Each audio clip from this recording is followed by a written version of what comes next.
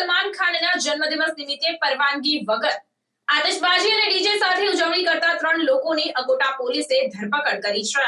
પરવાનગી વગર આતશબાજી અને ડીજે સાથે સલમાન ખાનના જન્મદિવસની ઉજવણી કરતા 3 લોકોની અકોટા પોલીસે ધરપકડ કરી છે। વિદાય લેતા વર્ષના અંતિમ દિવસ પર 31 ડિસેમ્બરના પગલે શહેર પોલીસ તંત્ર દ્વારા કોઈ પણ અપ્રિય ઘટના ન બને તે માટે એલર્ટ થઈ ગયું છે। તો બીજી બાજુ મોડી રાત્રે બીપીસી રોડ પર એક કપડાના શોરૂમ બહાર પોલીસની પરવાનગી વગર આતશબાજી અને ડીજે સાથે કેક કાપી ફિલ્મ અભિનેતા સલમાન ખાનના જન્મદિવસની ભવ્ય ઉજવણી કરવામાં આવતા ચકચાર મચી ગઈ હતી। જો કે આ બનાવ અંગે પોલીસે 3 વ્યક્તિઓ સામે જાહેરનામા ભંગનો ગુનો દાખલ કરી 3 વ્યક્તિઓની ધરપકડ કરી કાર્યવાહી હાથ ધરી છે।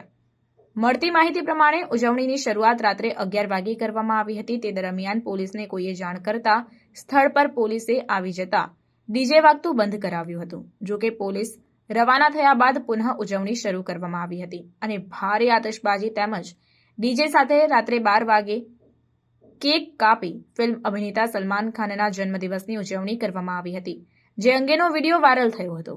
વાયરલ વિડીયોના આધારે અકોટા પોલીસ દ્વારા કાયદેસરની કાર્યવાહી કરવામાં આવી।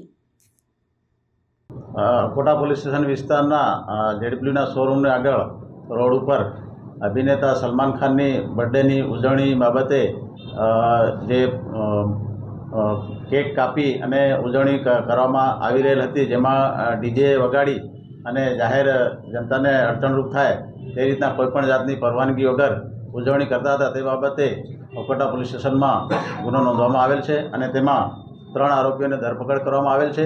એમાં એક છે વિપુલ કિશોરસિંહ મકવાણા, જે જેડબ્લ્યુના મેનેજર છે।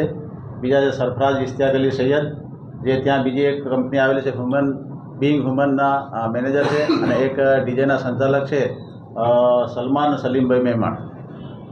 શું કાર્યવાહી જાહેરનામાના ભંગનો ગુનો રજીસ્ટર કરવામાં આવેલ છે।